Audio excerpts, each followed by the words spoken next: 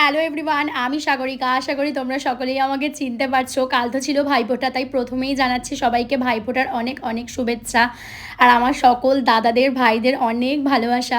এখানে সকাল সকাল ঘুম থেকে উঠেই আমি রেডি হতে বসেছি। আর এই শাড়িটা আমার মায়ের শাড়ি, যেটা আমি 2 থেকে 3 বছর আগে মায়ের থেকে নিয়ে রেখেছিলাম কোনো একটা অকেশনে পরবো বলে। তাই কালই আমি এই শাড়িটা পরেছিলাম, যদিও শাড়িটার সাথে ম্যাচিং ব্লাউজ পাইনি, তাই আমি একটা টপকেই ক্যারি করেছি। আর তার সাথে এখানে আমি যে জুয়েলারিগুলো পরেছিলাম সেগুলো আমার ভীষণ পছন্দ হয়েছিল। আমার তো ভালোই লেগেছে। এবার তোমরা জানিও। হাই কর, হাই বল, হাই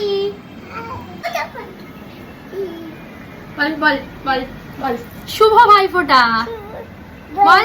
শুভ। আমার তো শাড়িটা পরে নিজেকে খুবই ভালো লাগছিল। এবার তোমরা জানিও তোমাদের কেমন লাগছে। আর কাল তো আমরা গিয়েছিলাম মামার বাড়ি, মাসির বাড়ি। তার আগে তো মা আর কাকিমা মিলে নন্টু বাবাকেও ফোঁটা দিয়েছিল। ওকে দিচ্ছে, ও গনুকে দিয়ে দিচ্ছে। দেখ না পড়ে যাবে ওটা। আরে ওটা পড়ে যাবে। গনুকে কেন দিচ্ছিস? গনু খাবে? গনুর দিদি তো গনুকে ফোঁটা দেবে, তোর দিদি তোকে ফোঁটা দিচ্ছে। আরে নন্টুটি বাজার। নন্টু কিছু দিল না, বাজে নন্টু। আমি ছোট উপরে করি না। ও বাবা, সব গনুকে এনে তোর গনু সব খেয়ে ফেলেছে। কি ব্যাপার, তুই সব গনুকে দিয়ে দিচ্ছিস? একদিন ছুটে ছুটে যাচ্ছে ফোঁটা নেবে বলে। ও এখনো তো আছে, আমি ভুলেই গেছি কি এনেছি না এনেছি। দেখেছিস নন্টি কি সুন্দর। আমি সেটা ওদিকে প্লেটটা ভালো লাগছে না, আমি আর কিছু আনলাম। ভাইয়ের কপালে দিলাম ফোঁটা, ভাই কবলে দিলাম ফোঁটা, জমের দুয়ারে পড়লো কাঁটা, আমার দুয়ারে পড়লো কাঁটা, যমুনা দেয় জমকে ফোঁটা, আমার দায় জমকে ফোঁটা, আমি দিই আমার ভাইকে ফোঁটা। আমি দিই আমার ভাইকে আরেকবার ফোঁটা। নাও। अच्छा ओके हम खा दो ओके हम खा তুমি একটা আমু দাও, তুমি এটা আমু দিয়ে দাও দিদিকে। তুমি এটা হামু দে দিদি এটা দাদিকে আমু দিয়ে দাও। যেটা হামু দিয়ে দে ও বাবা, এটা ছেড়ে দিতেছি, ছেড়ে দে। ছাড়ো ছাড়ো। আরে বাহ বড় মামার বাড়ি কমপ্লিট করার পর আমি চলে গিয়েছিলাম আমার মাসির বাড়িতে। আর ওখানে ছিল আমার 2 দাদা, তাই ওদেরকেও মিষ্টি ধরে দিলাম। আর তোমরা এবার ভাববে যে ফোঁটা দিনে কেন কাউকে ফোঁটা দিচ্ছি না। আমাদের একটা বিশেষ কারণবশত এবছরে ফোঁটা দিতে পারিনি আমরা কেউ, তাই আমাদের বাড়ির সব দিদিরাই আমরা সবাইকে এইভাবে মিষ্টিটা শুধু ধরে দিয়েছিলাম। ছোট ভাইটাকে খাইয়ে আচ্ছা সে দিল হামুটা। সায়ন এখন আমাকে পয়সা দিচ্ছে দেখি।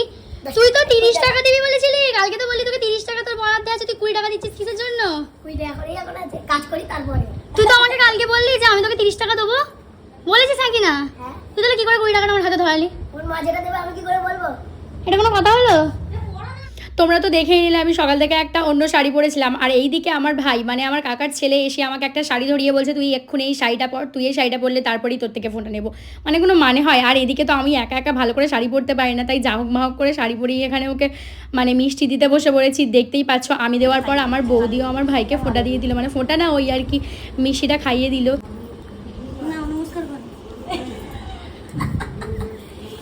বাবাকে পর একজন থাকলে ঠিক আছে ঠিক আছে। সারাদিন কিছু খাইনি, তাই আমার ভাই তার ভাগ থেকে একটুখানি মিষ্টি গালে দিল, সেটা খেয়ে আমি খুবই খুশি হয়ে গেলাম।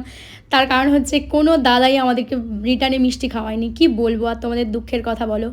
আর তারপর তো এখানে আমার দিদিরাও চলে এসেছিলো, তারাও সমস্ত দাদা ভাইদের একইভাবে সবাইকে মিষ্টি খাইয়ে দিল। ফোনটা দিয়ে দাও তো।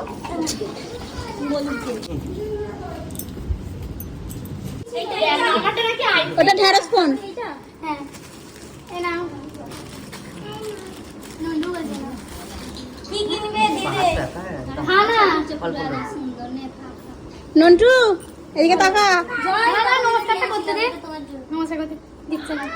দিদি জান করিস না, গায়ে গন্ধ বেরিয়ে গেছে দিচ্ছে না।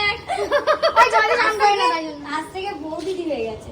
হ্যাঁ, বছরেই কয়েকটা সময় আমাদের বাড়ির সমস্ত দিদিরা বাড়িতে আসে। আর তখন তো সবাই মিলে যে কি মজা করি সে আর তোমাদের কি বলবো। তার মধ্যে আমাদের এই বড় দিদি এটা ভিডিওতে তোলা হয়নি বলে কান্নাকাটি করছে।